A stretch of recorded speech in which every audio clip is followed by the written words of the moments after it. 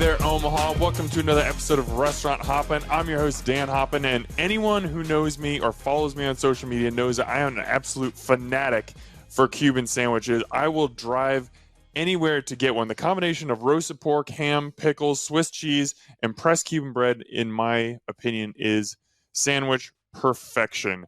And when I heard that there was a pop-up starting in Lincoln that was solely focused around Cubanos, I was so excited. I was like, I have to try this. But then I heard the mission behind it, and I fell in love with this company all the more. And I can't wait to tell you more about them today. These are the men behind Ybor, a second chance kitchen. We've got Bill Radtke. We've got Kevin Shinn. Guys, welcome to the show. Woo woo. Happy to be here. This is amazing. Thanks, Dan. Okay, so right off the bat, because we've got multiple voices here, I would love for each of you to just introduce yourself and maybe just give a quick synopsis of what your role is within Ybor. My name is Bill Radtke, and I'm the executive director of the nonprofit. Our nonprofit is actually called Good Life Community Development, and Ybor is a social enterprise component under Good Life Community Development. And so I'm also the program director of Ybor. And this is Kevin Shinn. He's one of our board members. Yeah. Kevin, you can introduce yourself, though. Yeah, I'm executive chef of a little restaurant called The Portico.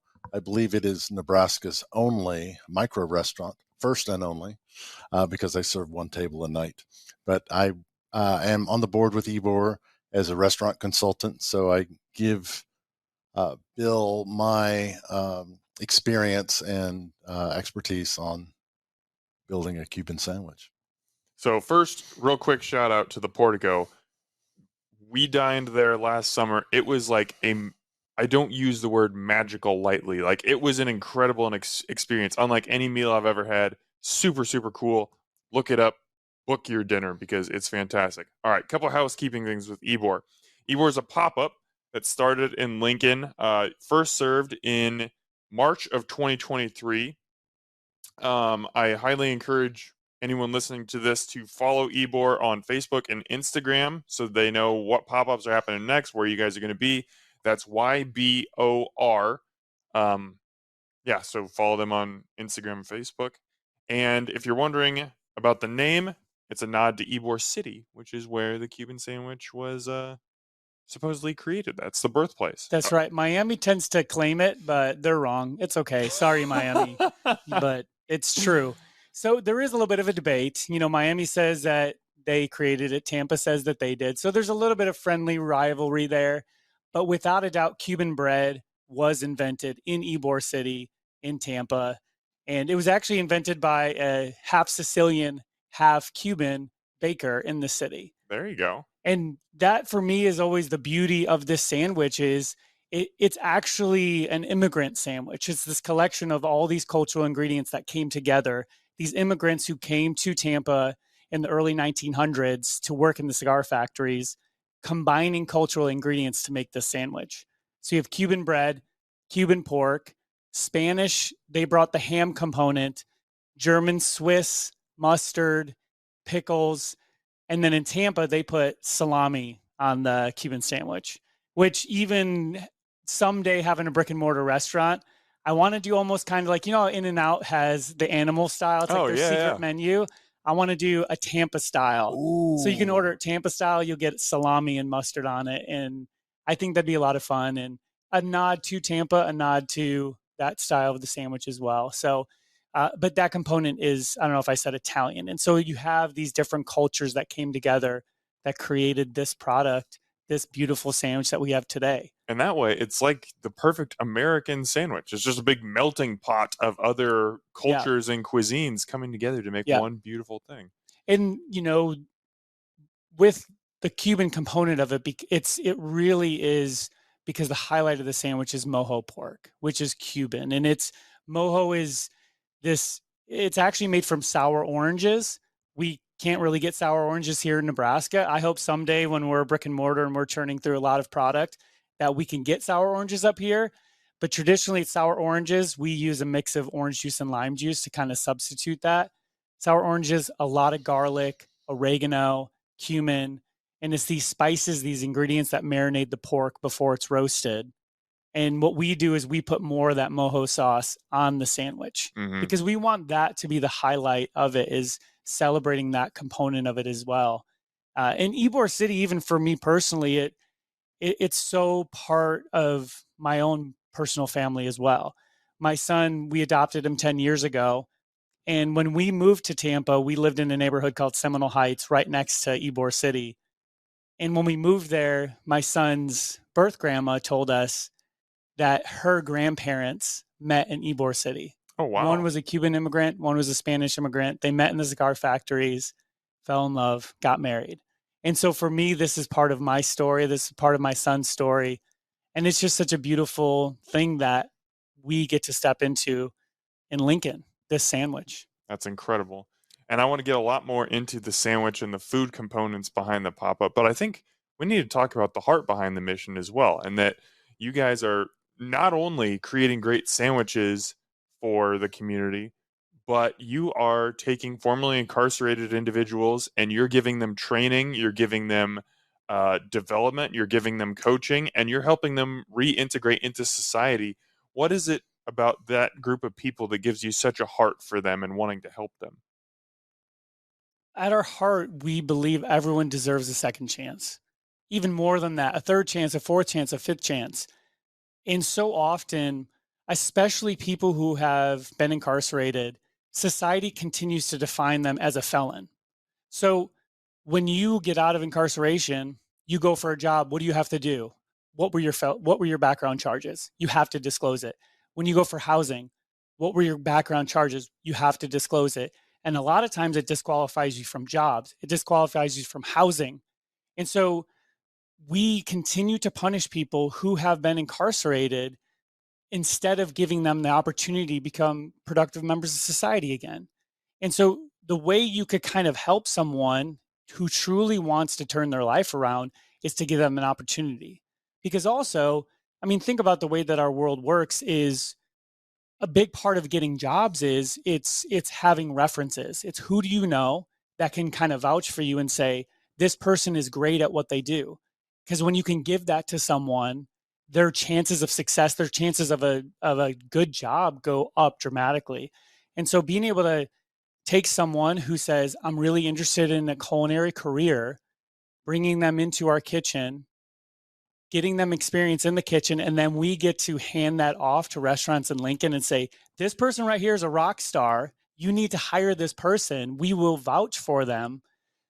You know, they're going to say, bring them on. We'll hire them. And so we are giving people a second chance. And part of it too is becoming a training ground to make the culinary scene in Lincoln so much stronger. In Omaha too, we're sister cities. We're so close to each other. And having someone that we could say, we have these employees who are phenomenal employees, give them a chance. And for us, it became that. And the background of it is, in 2023, Nebraska became the most overcrowded prison system in America. Lincoln has 3 correctional facilities. We're building a 4th. Recidivism rates continue to go up in the state of Nebraska. And so we are seeing these problems firsthand. In the city of Lincoln, this population is right on our doorstep. And we need to be asking ourselves the hard questions. What are we doing to solve this problem? And how are we actually, rather than continuing to punish people, how can we empower them? So as you're looking to solve that problem, why a restaurant? So on November 29th of 2022, Ybor's creation was officially announced as Nebraska's first social enterprise restaurant, which is very exciting to say. But as you're coming up with ideas of how do we help this specific group of people, why was restaurant the answer? Let me speak to that? Oh, Yeah. get in here. I know, I feel like I'm talking all the time. My experience in the restaurant business, one of the unique things about it is I can take just about anybody off the street and put them to work right away. There's always something to do, whether it's even just pushing a broom or washing dishes or chopping onions or peeling potatoes. There's something immediate that anybody can get involved in a kitchen. One of my former cooks started washing dishes for me and is now working at a 3-star Michelin restaurant in Chicago. It just shows that the ability to progress from the very, very basic entry level into something very sophisticated. Also, my experience of hiring people who have either been incarcerated or have had a record, they need somebody to believe in them. And so those two things combined, I think makes our concept ripe for helping folks that Bill just described. Now, Kevin, you've got a deep culinary background. We talked about the Portico a little bit. You've been doing that for a couple of years, but before that, you ran a restaurant in Lincoln called Bread and Cup for, is it over a decade? 10 years. 10 years, yeah. How did you get involved with the project? Bill and I met when? 2 years ago? About 2 years ago, yeah. And Bill bugged me to let him see behind the scenes at the Portico. So I said, yeah, sure, come shadow me. And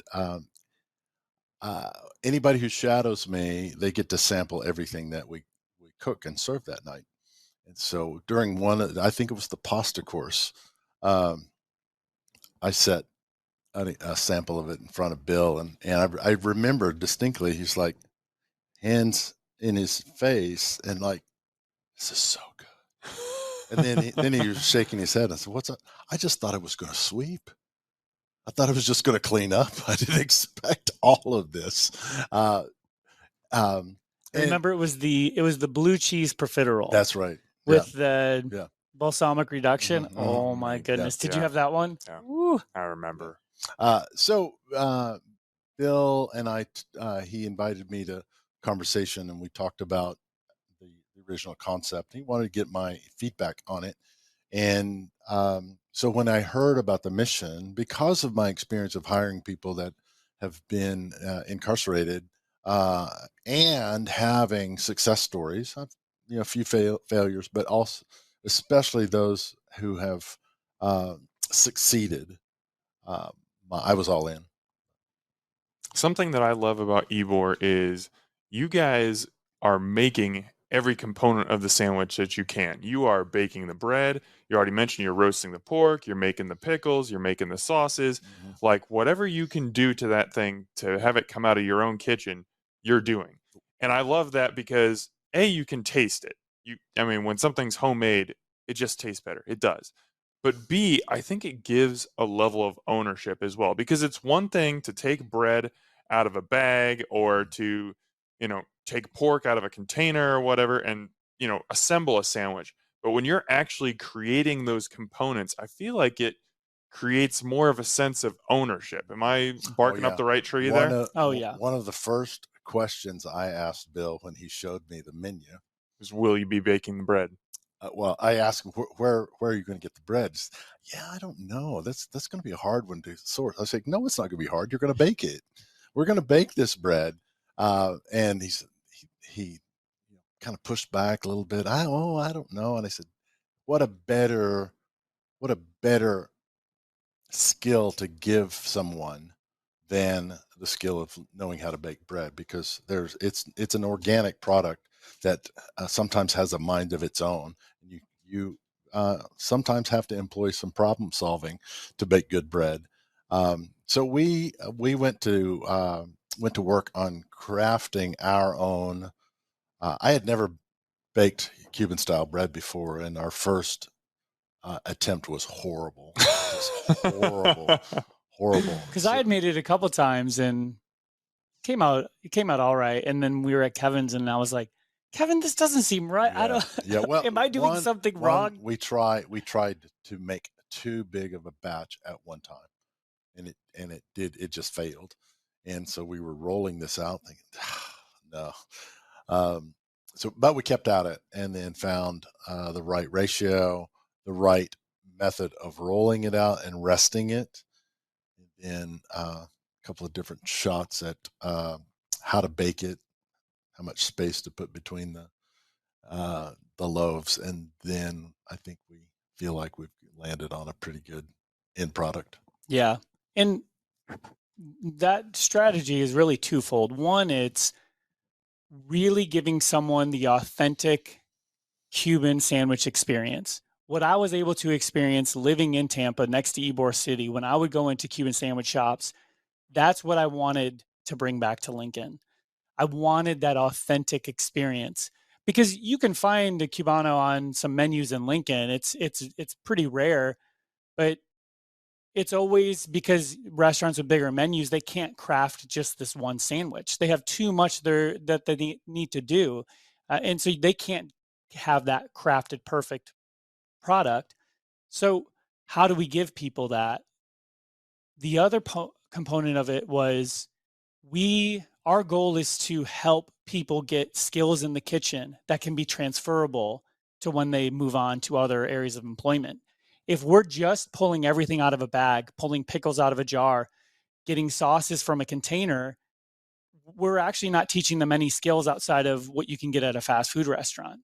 But if you're teaching someone how to bake bread, if you're teaching them how to roast pork overnight and then hold it and keep it hot for service until we serve, if you're teaching someone how to make pickles, how to make mayonnaise from scratch, how to do all the things that we do, you're giving someone the skills that they need to be successful in a kitchen so that they can prep and they can execute as a line cook, because that's part of what we're trying to prepare people for in the kitchen. There's an element of pride to it, Sure. in a not in a arrogant sort of way, but in a I believe in myself way. Yeah. Because I told Bill that very thing.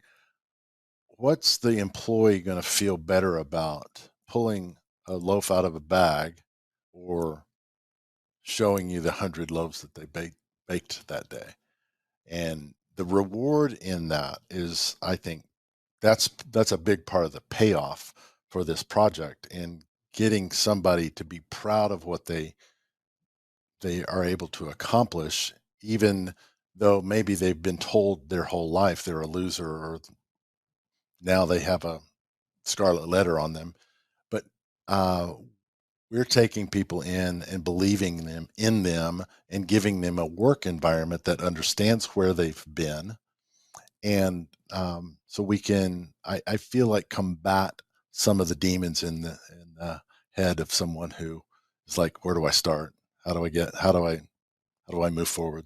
And I think a big part of that is explaining the why and the how to someone too. So, because this is something I've noticed. I've been to a pop-up that you guys did, and you guys were just at Junk Stock as we're recording this.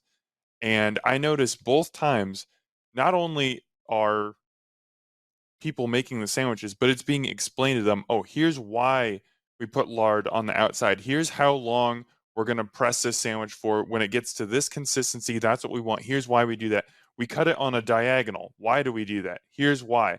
Like there's this constant coaching and explaining. So it's not just, you're on the hotline at McDonald's or whatever, and it's like, okay, bun, pickles, mustard, patty, other bun, now throw it out the window to the customer. But it's like, no, this is a carefully crafted sandwich. Here's why the sauce goes on the top bun as opposed to the bottom bun. There's a reason for that.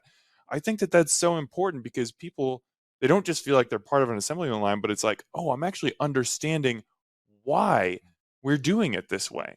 Exactly. And part of that, I've had so many, even board members push back on me with, how much sauce do you put on a sandwich? Because it's sometimes I'm always coaching, that's too much, that's too little, that's too much. And they say, can we just get those sauce guns that portion it out? And I'm like, no. And they're like, why? You're going to get a consistent product. And I'm like, you need to teach someone that intuition. What is too much? What is too little? If you get that internal intuition and you're able to accept and take notes from a head chef, that's going to make you better on the line. That's going to make you a good cook, because that's part of it, is you have to be able to take constructive criticism and not take it personally. And you have to kind of learn that intuition of, this is what crafting a dish looks like. One of the things I told Bill, if I'm going to be all in on this, we have to have an outstanding product. This can't just be seen as a charity. or as a sympathy case. No, we're going to lead with this excellent sandwich that has all the components that you just listed and all of the details, so that you may not know what the mission of Ybor is, but you'll know, oh my God, I got to go get that sandwich. I'm going to drive from Omaha down there to get it.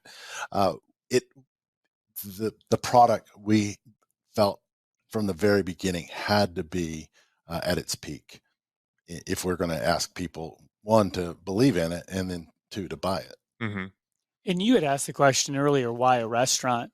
And the beauty of the restaurant as well, and all this that we're describing is, and having a product that people are attracted to and they're coming to the restaurant for, is that's what restaurants do. Restaurants bring the community together. And so often it's easy to think of someone who's spent time being incarcerated and say, ooh, that's a scary person, or that's not a person that I maybe want to interact with. And you get to remove that barrier where it's just another person. And even at our pop-ups, the beauty of our pop-ups is we have volunteers who support our nonprofit because they know if they volunteer their time at a pop-up, it makes the pop-up more profitable because we could churn out sandwiches faster, our labor costs go down, and that becomes a donation for them. And we have program participants. You don't know who's who. And that is the beauty of it. It's just people. Mm-hmm. It's all just people. We don't need to be labeling someone a felon. And that's why even I remember early on at our first pop-up, Kevin kept calling one of our program participants Chef. Chef. Hey, Chef. Yes, Chef. Chef. The next day he called me and he said, that pop-up changed my life. And I said, how? And he said, Kevin kept calling me Chef. No one has ever called me Chef before. And there was that light bulb moment where we get to help people find a new identity where they no longer define themselves by their worst moment or the worst thing that they ever did and their biggest mistake. We get to help them define themselves by the future that they're headed towards. And I mean, I love that you brought that up because chef is it's a revered term and it's an earned term. Not everyone in a kitchen is a chef. The leader of the kitchen is usually the chef, or maybe, the number 2 in command, the sous chef or something like that. Everyone else is a line cook or a dishwasher or, someone else. Not everyone in the kitchen is chef, but you guys call everybody chef. And I'm glad that we got the origin story there because I wanted to ask you about that. I think that that's so unique. I mean, have you had any other stories like that? I mean, you mentioned that first one, but like, what do you see in people when they're referred to again and again as chef? Well, like you said, it is a term of respect, and it's my belief that trust is extended first, not earned. Mm-hmm. And so if I, as the leader, can extend that trust to you and expect it back, you can violate that trust, but I'm going to start with it, and I'm going to start by saying, Chef, this is what you need to do, because I am placing upon you not just a title, but a responsibility because you're not just pulling something out of a bag. You're actually crafting food with technique and skill and care. And when you do that, a little something in you takes pride in it. And so it needs a name for it. And so that's why I could tell our client had kitchen experience. It's pretty obvious. He had that look and that air, that language, and I could tell just the way he set up his station. And I thought, okay, he's got experience. And so first ticket comes in, Chef, I've got 2 Cubano. And he just looked at me briefly and then went back to, assembling and toasting the sandwich. And then, Chef, I got 3 more. And I could just feel him, like, kind of chest pushes out, shoulders back, little extra stand a little high. confidence. Yeah. And so then he's coming back to me. I'll say, Chef, what's the time on my next Cubano? 30 seconds, Chef. So we just immediately established a rapport, and that that's an important story for me, because as well as for David, but to see visibly how that respect and trust immediately took root. I know that you guys have had several success stories, and one that has been publicized several times is that of Cody Schaefer. He's been on a couple different news programs. Super cool story. I would love for you guys, if you feel comfortable, to share, whether it's Cody's story or somebody else, just an example of a success story where you've seen somebody come into the Ybor kitchen and, if not had their life change, at least have their eyes opened a little bit to realize, I don't just have that felon stamp on me, but I am chef. I am back in control of my life. Can you share a success story? Yeah, Cody's a great example. So Cody, we got connected to him back in September, and he was facing charges. And he was facing charges that were very similar to charges that he had been incarcerated for previously. And he had to go in January to sit trial. And I remember thinking to myself, the odds of him going back to being incarcerated are very high. And so he jumped in September, and we were working with him. He was jumping into pop-ups, and he was a great kid and working his tail off. And so when January was coming up, I said, Cody, I'm going to write a letter of support for you, because I really want the judge to see this, because everything that I've seen in you is that you want to turn your life around. You want to be a contributing member to society. You want to experience the good life that Nebraska promises. And I want to be genuinely honest with this letter and just be totally transparent with what we've seen. And he had been working hard in multiple areas of his life. So it wasn't just this area with Ybor. And when he sat trial in January, they gave him probation. And I was blown away. I couldn't believe it, because I was like, he reoffended with similar charges. I thought for sure he was headed back. And when that happened, it revealed we're in the infancy of our program right now. You know, I tell people all the time, we've done about 30 pop-ups now. We're still in our first month of a restaurant. That's kind of wild to think. Yeah, I know, it seems like we've been around for a minute, but we're in our first month still, and yet we're already seeing this level of an impact. To see someone avoid being reincarcerated because of our small contribution to that. I'm not taking full credit for that. I'm not even going to try to, because Cody has been working his tail off in multiple areas of life to set himself up for future success. So it is Cody's success. It's Cody's hard work that he's done with us, for sure.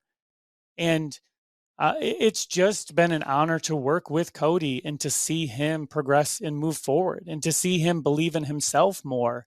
And even at Junk Stock, seeing him work a really, really, really long shift and be absolutely exhausted at the end of the day, and, you know, come back calling him the next day, and he says, I've never been that tired in my entire life before. And sometimes it's tearing off that Band-Aid of, this is what real life looks like sometimes. Yes, we never want to get into that culture of doing 14, 15-hour shifts every day. But sometimes when it's part of this crazy big event, we just got to push through and do that. And seeing him do that and work really, really hard and really, really well, I know he's positioning himself for a successful future. All right, let's get into the sandwiches a little bit more. So we've talked a little bit about the bread, we've talked a little bit about the pork, and maybe that will be your answer to this question. But when you think of like an elite Cubano, and I know you coming from Tampa, like you've had some incredible Cubanos. When you think of the best that you've eaten, like what are the characteristics that just pop to the front of your brain and you're just like, that is what makes a great Cuban sandwich? My favorite Cuban sandwich was a little restaurant right by my house called Bodega in Tampa. They're also they were both in Tampa and St. Pete. They ended up closing down the Tampa location with COVID, and then they are focusing on St. Pete now. The thing that blew me away with Bodega, it was two things. One, first and foremost, it was the bread. The way that I'd never had a Cubano before until I had Bodegas. and it was a Tampa style, which is, it's a long sandwich, so you have it's got to be, it's like half a loaf of Cuban bread, and it's cut on this extreme diagonal, and so it has this really unique look to it, and it just has this crispiness to the outside where you could pick it up and it almost like stays there, right? But then when you take a bite in it, it's not just toast. It has this crisp layer, but then this, like, the bread is soft and tender underneath it. What I loved about bodegas was the highlight of the mojo. And that's what they do is putting more of the mojo fresh on the bread and the pork, and it just lightens it up. Like, it just makes it so vibrant and alive. And it was that part of it that I fell in love with the sandwich. I fell in love with it so much. And so whenever I dreamed about the Cuban sandwich coming back to Lincoln, I always thought of bodega. And it was the bread, and it was the mojo, and it was the highlight of those ingredients. And those are the two things for me that are pinnacle.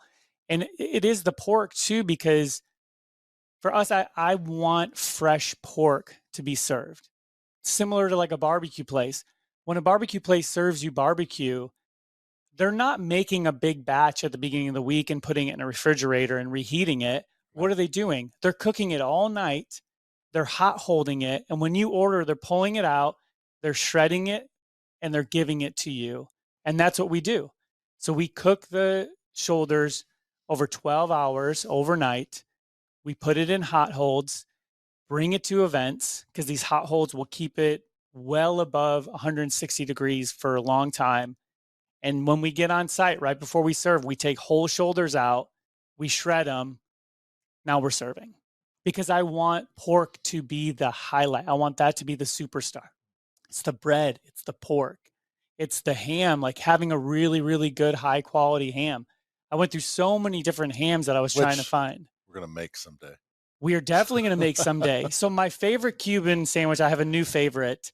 It's a place in Miami, believe it or not. I know we're called Ybor. You're on the other side of the rivalry now. Oh my goodness, I know I'm cheating on Tampa, and I feel so bad for it. But it's a place called Sandwich in Miami.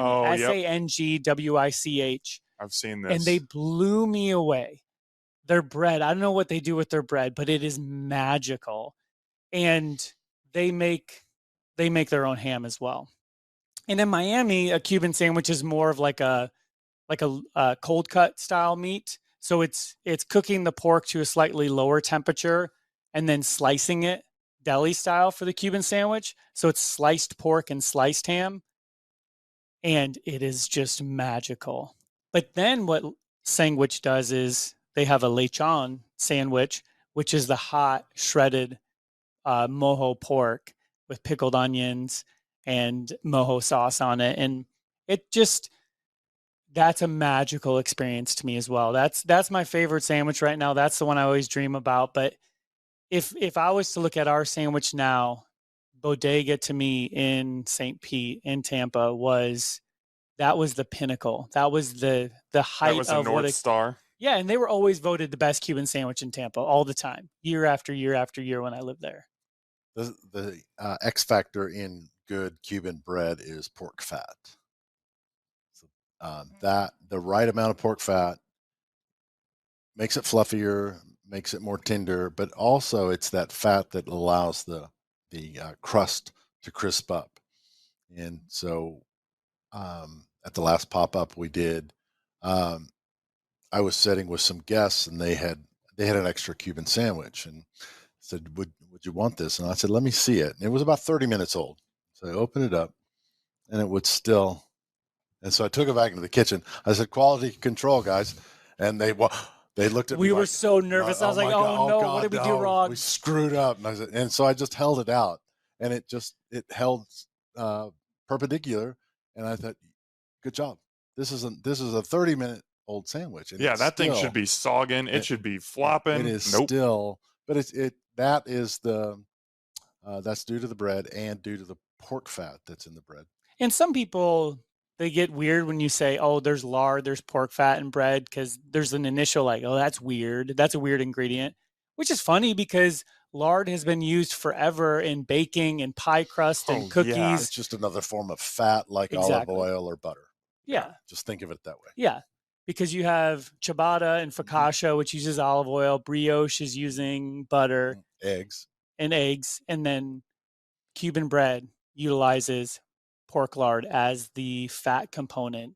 And that is truly, so when you cut into a piece of fresh Cuban bread, one thing that you'll notice is it has this really thin crust and then this like soft, bright white fluffy texture to it. And that's how you know good Cuban bread, if you can get it fresh.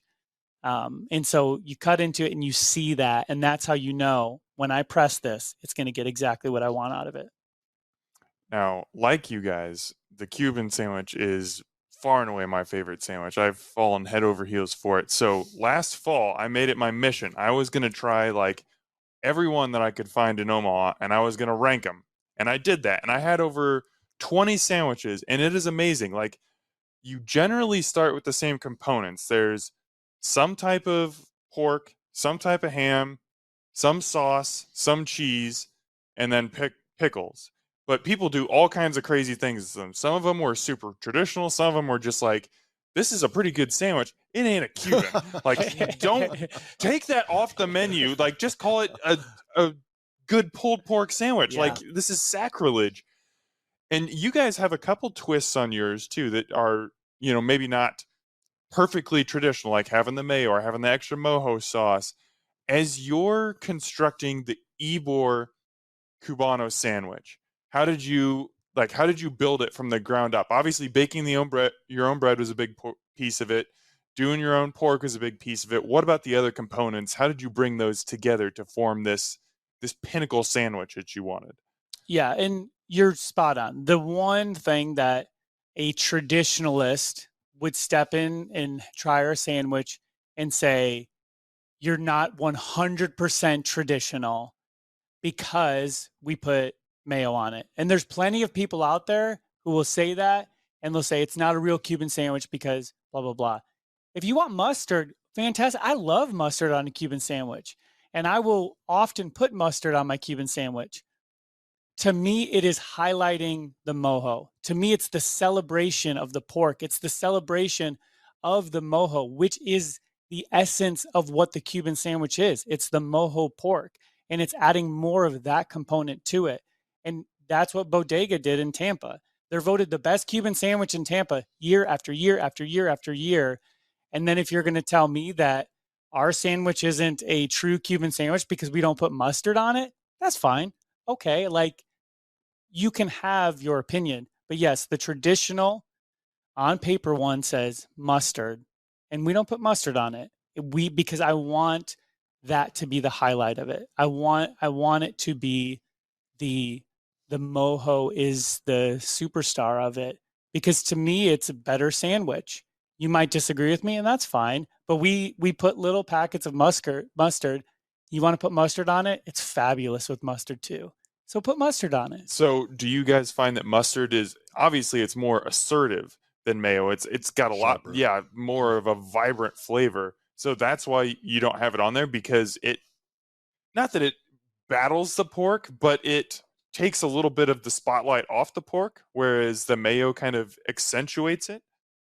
Exactly. Because the mayo, it's a garlic mayo, so it accentuates a little bit more of the garlic flavor that you're getting in the mojo.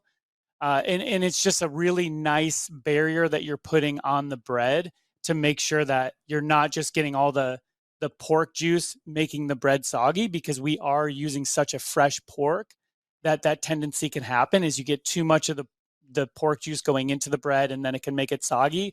So the mayo kind of protects it a little bit. You honestly don't even taste the mayo that much. And but it just adds to the vibrancy of the mojo. The difference of, think of mayonnaise as fat, think of mustard as acid. Okay, so those two, they bring two different distinctions. So the fat of the mayo adds body to the sandwich, and that it then is going to enhance the other things around it, thus the mojo pork. Whereas the sharpness, the acidity of the mustard, that's going to kind of pop at you. And there are certain times that's really good, like with sausage. You know, you got the fatty sausage, you need something sharp to cut against it. And for us, that the presence of that real sharp condiment kind of, like Bill said, takes away from the what we want the star to really be, and that's the pork. Okay. I was going to get on you guys for the no mustard thing. I'm a mustard lover, but you just sold me. I mean, that all made sense. You brought science to the table and everything. All I've got is one stupid opinion. So, but also that's part of why I've always said it'd be fun to do a Tampa style sandwich as well, because there's people who love mustard and it traditionally has to have it. I'm totally on board with it. I really am. But also, what is mayonnaise made of? Mayonnaise it's eggs, oil, oil, vinegar, some type of acid. When we make ours, we use lime juice and mustard. So mayonnaise is essentially like a mustard flavored oil. Stealthy product. It's emulsified, and so there's a little bit of mustard in there. Yeah. In the mayonnaise. That's fair. Why I use the language, we want to create an outstanding Cubano, and not we want to create the best Cubano, because that is unmeasurable. Yeah. Because what's the best to use, not the best to somebody else. But hopefully you can say that's an outstanding sandwich. Yeah. And it's any restaurant is a reflection of what people think is great and what people think is the best. And what I fell in love with in Tampa was you'd go into Cuban sandwich shops. They're not just serving a Cuban sandwich. A lot of them have 10 different Cuban style sandwiches. Like you can get, like Sandwich in Miami, for example, you have the Cuban sandwich, you have the lechon. They had a turkey bacon with tomato and lettuce and mayonnaise on it. It's phenomenal. In Tampa, there's a sandwich shop called the West West Tampa Sandwich Company, and they had what was called a honey Cuban. And so what they would do is they would make a Cuban sandwich and they would put lettuce, tomato, and mayonnaise on it, which is sacrilege, right? But then they would put this honey syrup on the outside of the bread right before it was done. And they would press it with parchment so it wouldn't get to the sugar on the grill. And it's a phenomenal sandwich. It's like a creme brulee. It's magical. Cuban. And President Obama visited that sandwich shop because they were famous for this honey Cuban. So he went there and he got the honey Cuban. And so the Cuban sandwich is a template for whatever you want to build out of a sandwich. La Segunda is the oldest bakery in Tampa. And we actually source La Segunda bread for junk stock, because doing that much bread for, we sold almost 800 sandwiches over 3 days.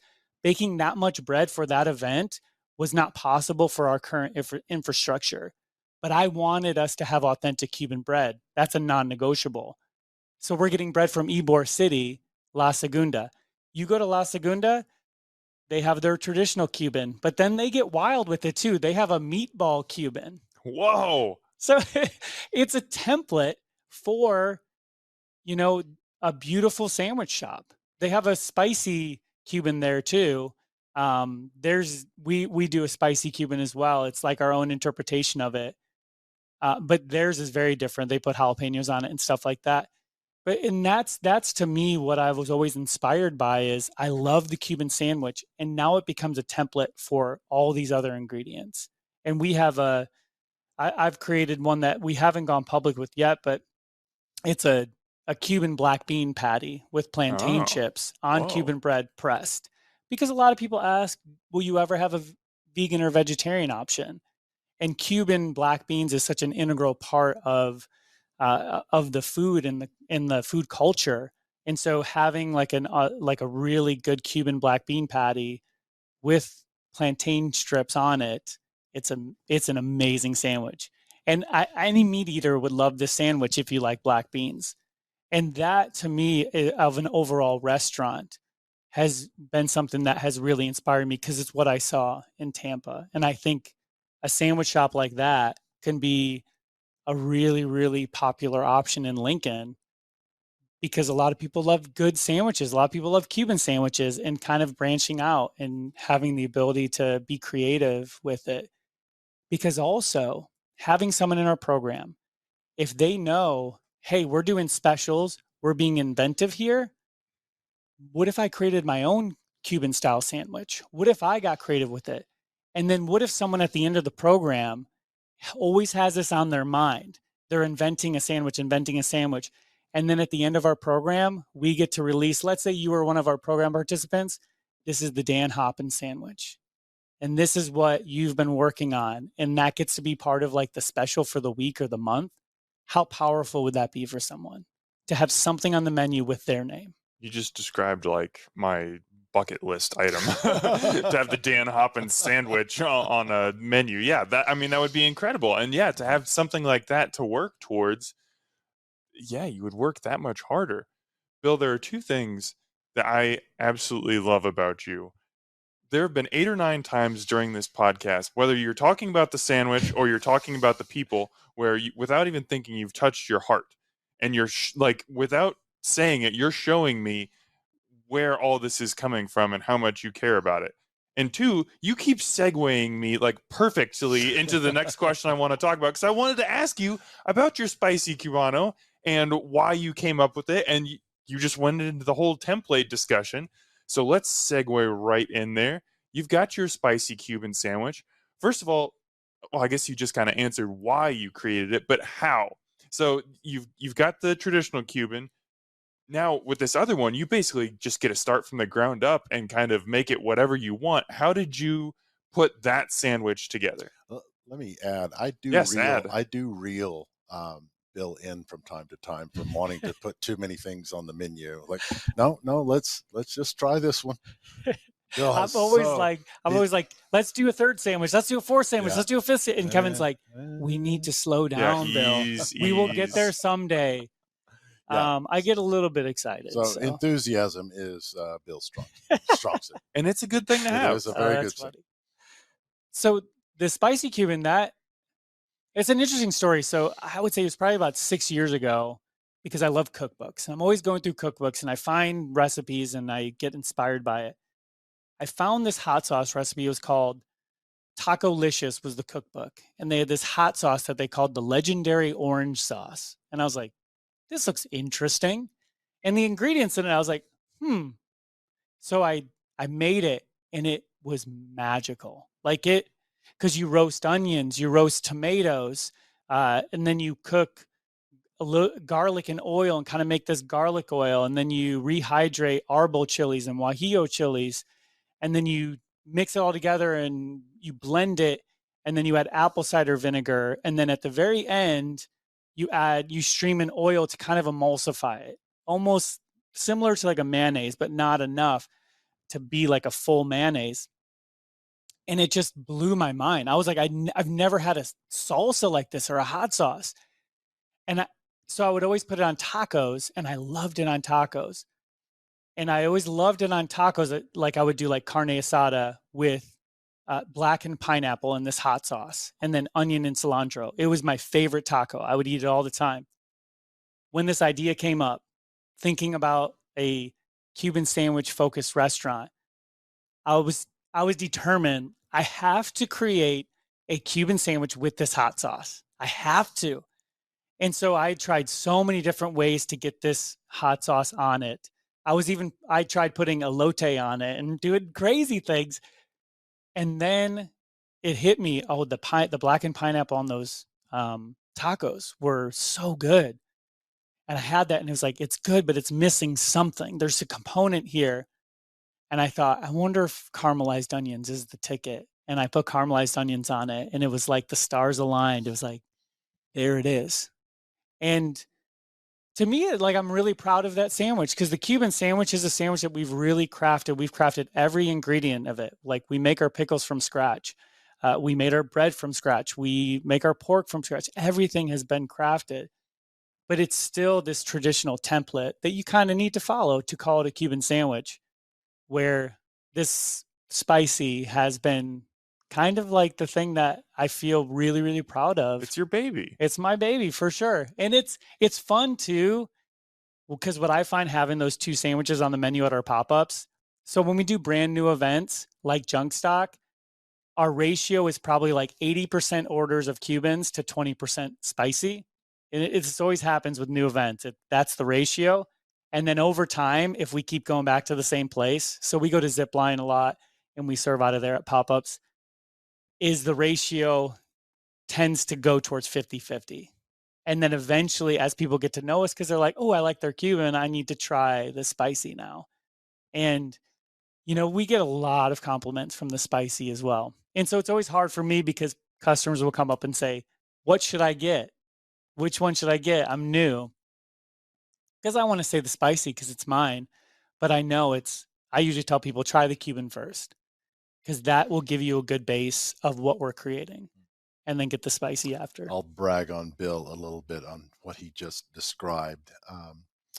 I think part of the reason for the success so far is it does come out of Bill's heart. Mm-hmm. And so, like when I write, I am my first audience. I'm writing to me. And when I cook, I cook things that I am proud of. And I think that's what Bill just described is everything that goes on the sandwich comes from a place of passion and belief. And I think it may sound overly dramatic, but I think our world needs more things like that. Mm-hmm. That come from a place of belief and not cynicism and not darkness and not just lackadaisical, but to feel somebody's passion and to taste that, like, I can get behind this. And I think that's what Bill just described. That's what I hear him describing to you is this came out of my experience and I'm putting it in front of you and I hope you'll enjoy it as much as I do. Yeah. It's one thing to have that sandwich that you grew up eating in Tampa and you're like, this is amazing. This and you talked about how it's a part of your story. And it's great to be able to replicate that to someone else. But when you have the spicy and you're like, I found this hot sauce and this hot sauce blew my mind. And then I had to tinker around, for weeks or months or however long it was to find this caramelized onion hack that finally tied it all together. And then when I got that was when, that was the light bulb moment. I mean, you not only have the story, like the history behind the Cuban, but then you get to interject your story into the sandwich. And that is what I love so much about food. Like when I started doing this show, it was because I just love to eat and I love experiencing flavors. And don't get me wrong, I still love to eat. But now I love the stories behind each plate because when somebody sets something in front of you, it's not a sandwich. It's a sandwich that has history that comes from multiple countries.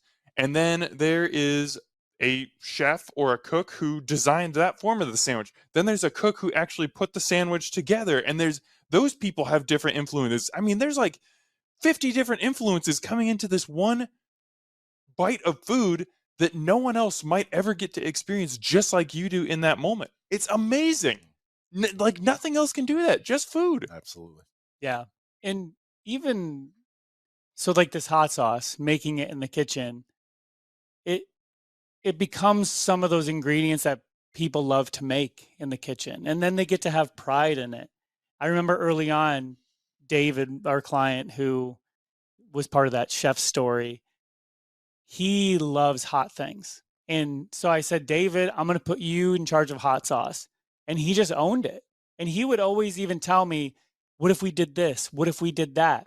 And to me, that is the magic of this program is it's moving from just being told what to do. And then it's, let me give you my ideas. Let me give you my creativity. Sometimes it's a little bit annoying because it's like, man, this has become my recipe. Like, even though I got it initially from a cookbook, I've done a lot of things to kind of tweak it and kind of make it our own. And I'm like, I've worked really hard at this thing. And sometimes it hurts your pride a little bit because to me, it's perfect now. But he did some tweaks to it and he made it better. Like he absolutely did. And so even David, he's part of our restaurant story to add his touch to our hot sauce and make it that one step even better than what it was when we first started. And I truly believe that there's so much power that nonprofits get to do. And I get asked this question. I was just recently asked by a foundation that I met with. He said, why not just make this a for-profit? You know, you have a business now that people like and people are excited about. Just make it a for-profit and do it that way. And to me, it's like there's just so much power in being able to have a nonprofit and being able to really allow yourself to have programs that help people move forward. And one thing that I'm so excited about right now, I'm touching my chest again. That's so fun. I've never noticed that. Thank you for pointing that out. Is we're developing a really strong partnership with the Community Correction Center in Lincoln. So it's the Work Release Center in Lincoln. And we had initially applied for a grant a while ago with them that we didn't get. And the reason why is they said, you are a post-release only program. To be considered in the future, we want you to consider developing a pre-release portion as well. And so we went back and we really talked about what that could look like. And we partnered with them to really kind of develop something. And so in the next couple months, we're going to start doing some initial culinary classes and helping people attain food handlers permits at the Community Correction Center. And the reason why is what they'd found is if someone gets connected to programming post-release, their odds of reoffending are double from if they get connected to programming pre-release. Fascinating. And so that's why they said, we really want you to consider not just being a post-release program, but would you consider actually thinking about what would a pre-release component look like? And so that's what we're really walking towards right now is how can we start connecting with people at the Work Release Center? Because when you're at work release, you're typically within 12 months of being released from incarceration. And the nice thing about work release is you can actually leave the facility to go work a job so that you can actually start building up your bank account so that when you are released, you have money in the account to be able to rent an apartment and do the things you need to do to live. And so I'm really excited about that partnership specifically right now. And this is just the beauty of what we get to create. And I'm so grateful to have Kevin on board because Kevin understands we're all about good food and a good cause. And we want both of those things to be such a powerful force in Lincoln. And I love that we get to do this in Omaha because whenever I do something, I always think, what does success look like? And to me, it's something that I would love to someday take what we have in Ybor and replicate it in Omaha as well. I would love that. Yeah, exactly. From a selfish eater's perspective, but also for the community here as well. Yeah. And that's why I was so excited when I heard about Udalele opening up here in Omaha, because their mission is so parallel to what we're doing as well. I love what they're doing. I love their partnership with Metro Community College, and it's just such as we look at our society, is if we all just kind of look at it through the lens of what can we do to make society continue to move forward. This is the thing that we are choosing to do, and this is the thing that we believe in, and this is, it can really be something powerful, especially because our big roadblock right now is how do we transition this from a pop-up to a brick and mortar space? Because the unfortunate side of it right now as a pop-up is we're only able to give people part-time work because it's all about prepping for the pop-up or executing a pop-up. And transitioning to a full-time brick and mortar space means we can hire people full-time. And if you, in the program, the way it's designed is you come into our restaurant full-time for 6 months. We help you get the skills in place. After 6 months, we help you transition out into full-time job in the culinary industry. And then we offer life skills stability coaching as well for 12 months. So the initial 6 months plus 6 months after you find employment outside of Ybor. And that is going to be such a powerful program for the city of Lincoln. And so even whenever people ask me, like, what's the ask? what is the thing that you guys need is help us launch a brick and mortar space. And the beauty of that is the community gets to come together and partner with us to make that happen. Is you can donate to our cause because we're a nonprofit, because not everyone is able to actually get stuck in and do the work physically. Some people have the ability to give financially to that, to be able to help us launch that brick and mortar space. And so that would be my ask to people, to your audience, and I just keep saying it. Every time we give out a sandwich, we put a little card, partner with us to help launch this brick and mortar space. And we would love that. We would love for people to continue to partner with us so that we can help see this happen on a full-time basis for our program participants and clients. So how and where can people donate? So our big push right now is Give to Lincoln Day. So Give to Lincoln Day is on May 30th. And you could find us if you go to givetolincolnday.com. You can search for Ybor, or it's givetolincolnday.com/Ybor for good. But yeah, you go to givetolincolnday.com and it says search for the nonprofit. Just type in YBOR and we'll pop up on there. And we have some donors who've committed to a $10,000 match. So if we can get another $10,000 donated, we'll be able to access that match and get $20,000 towards our capital campaign.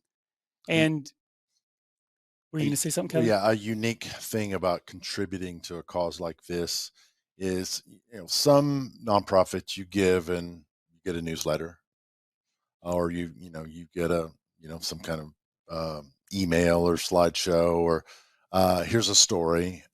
With this, you get a sandwich. That's what we're building toward.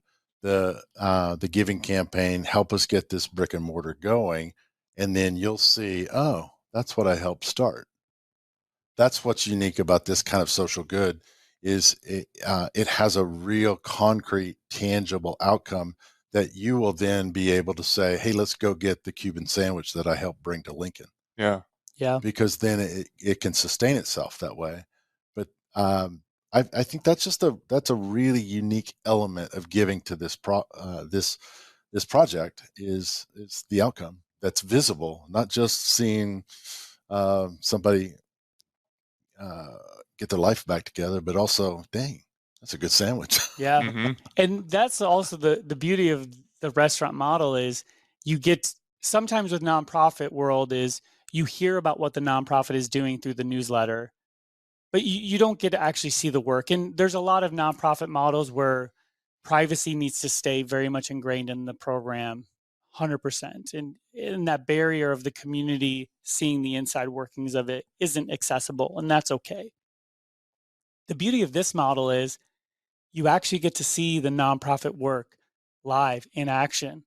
Like Kevin said, if someone's a donor, we get to launch a brick and mortar space. You get to be a part of like the inception, the beginning phases, so that someday when you get to walk into our space, invite friends into it and say, look at what I helped do. I was a supporter of this from the beginning, and I was a part of making this happen. And also, it allows that barrier between the nonprofit and the community. You get access to it. You get to see the program happening firsthand whenever you want. And not that we ever want our restaurant or our thing to become, it's like, this is where you come to see people who are navigating life after incarceration. But that's why I always want volunteers to be a part of what we're doing, so that you can't ask that question, because it removes that from your mind, because it's just people. Mm-hmm. It's just people that are there serving me food or cooking food. And there's so much power in removing those barriers in people's minds because I think we always want to classify people. You're this person, you're that person, you're this person, that person. And it's being able to remove that and say, these are just people. Mm-hmm. Now it's so cool to see what you guys have done. Your first pop-up was March 3rd of 2023. We're recording this on May 7th, 2024. So just over 14 months old, or I guess over 14 months old. You've already sold 2,000 sandwiches. You've sold out from what I could tell on Instagram, the majority of your pop-ups, I mean, it is just coming together. And the success stories that we've talked about today, I'm sure that there are many, many more that we don't have time to necessarily hit on today. But like the idea of saying, no, this is what we've accomplished doing 2 pop-ups a month or 3 pop-ups a month, whatever it is, being able to multiply that by doing it every day is incredible. And I think there's so much power in that. And we are up against time, but I have one more question that I have to ask you. There was an interview that I saw that Cody Schaefer, the young man that we talked about earlier, he was a part of, and he had a quote. He said, "I've been letting my life squander away, and now I have that dedication and that empowerment to not just help myself, but help others that have been through circumstances like I have. These people aren't criminals, they're human beings just like me and you." The restaurant industry is ridiculously hard. It's a lot of hours, it's not a lot of pay. I can't imagine all the red tape that you've had to step through getting this thing started. But when you see or when you hear a quote like that, what emotions arise in you? What does that do to you? I mean, it just goes to show, being so young and seeing an impact so quickly, the power that it has when you have someone who believes in you. And that's part of what I even love about having a kitchen where we have volunteers, because one of the core values also that we had set was expanding people's networks. And when you have this kitchen full of volunteers who, the person on the register has a master's degree, the person running food is in his doctoral dissertation, and you have this like hodgepodge of people, and you get to expand people's networks. We did a catering at the food bank in Lincoln, and seeing a couple of our program participants, including Cody, interacting with the president and CEO of the food bank, and just seeing them light up. Like, they get to meet someone in our community who's making an enormous impact, and they have the ability to interact with that person on a personal level now. We walked away from that event. One of their employees there, one of their managers said, when you have an employee who's ready to get out of the program, let me know, because we would love to hire them. And so that is like, when I see Cody's quote, when I hear you say it back to me, it's what I see in the future is that happening tenfold, 100-fold. And that's what just keeps me headed towards this direction, is just knowing that, someday we're going to look back and we're going to have 100 of those stories. We're going to have 1,000 of those stories. And it just means so much. It means so much to me, and means so much to our team. And it means so much to our community, to the city of Lincoln and the state of Nebraska. Years ago, I gave a young man 4 chances. I knew his family, and he 2 steps forward, 3 steps back, kind of thing, and kind of over a few years. But I believed in him because I knew him, and I knew his family, and his dad, in tears, on I think the 4th time or 3rd or 4th time, he tears said, "You didn't have to do that." I said, "Oh yeah, he's my son. Your son's my son." Yeah, I had to do that because somebody had to believe in him. And he just hugged me and just sobbed that somebody believed in his kid enough to give him multiple chances, and he's doing well now. So sometimes it's not just a second chance; it's a 3rd and sometimes 4th chance. But continually being foolish to believe. That's the way I describe it. Just foolish in our optimism and foolish in our hope that to have the audacity that someone can change. And that's why I think this program or this project excites me. Foolish in our optimism. Throw that on a T-shirt right now. I'll buy 20 of them and just wear those in rotation. Kevin just dropped the mic for you, Dan. I know. I think I was gonna wrap it up anyway. I mean, we have to now because there's no beating that right there. That was like a philosopher just going nuts. But Kevin and Bill, thank you so much for coming in and sharing this story today. I know there's so much more that we could talk about with Ybor. Like, to try and scrunch this story and this mission and this heart into an hour is not even doing it justice. But I thank you so much for the time that you did give me today and for putting so much into this project, for just giving me a really damn good sandwich. Thank you, Dan. It's been a pleasure. And I just wanted to tell you the amount of people that came up to us at Junk Stock and said, we're here because of Dan. We're here because of Dan. We're here because of Dan. It was overwhelming, the amount of people that came. And I just want to say, like, thank you to you for checking out our product and, you know, being honest about it. Cause like, I'm not saying like, give us a good review. It's like, be honest about it. And because of your honesty and your authenticity and saying what you love, people are resonating so much with it. And it was really, really just exciting to see. And I have seen a boost in our social media and our sales every time you give us a little shout out. And I just wanted to say, you know, from the bottom of my heart, like, thank you so much for helping us raise awareness of our mission and our food. Yeah, you've got a good thing going, Dan, in you utilizing your passion and love of food you're helping people. Like, you helped me. Like the Saturday morning after you came to the Portico on a Friday night, about 9 o'clock a.m., I think you posted. I didn't even call it a review. It was like it's like my dissertation of your experience at the Portico. My phone started buzzing, and so I created a little cut and paste template. Hi, thanks for inquiring. Here's how to access the calendar. And by about 2 p.m, I had to change that to say, I'm really terribly sorry, my calendar's all full. And your influence blessed my audience so much that it filled my calendar for the rest of the season. Jeez, guys, you're gonna make me cry. Well, that's the goal, man. Goodness gracious. Got to make you feel something, baby. Well, whatever tiny amount of I've contributed to you guys' success, it is 100% earned. I stand fully behind the Portico, fully behind Ybor, and we're going to do it again now. You've seen it on my social media. People, follow Ybor, YBOR, on Instagram and on Facebook so you can see where these guys are popping up next. A lot of the pop-ups are in Lincoln, but you've done some Omaha stuff as well.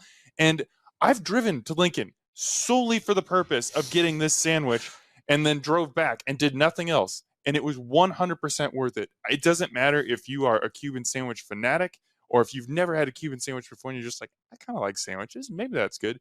Try this. Go see these guys. You have heard it. The heart that they've put into this, not only the heart that they've put into the sandwiches and figuring out the recipes and baking the bread, but the heart that they have for the people and the training that they are putting into these people. That is what makes something really special. So Omaha, follow Ybor, get out and see these guys. You guys keep crushing it. Omaha and Lincoln, as always, thanks for eating.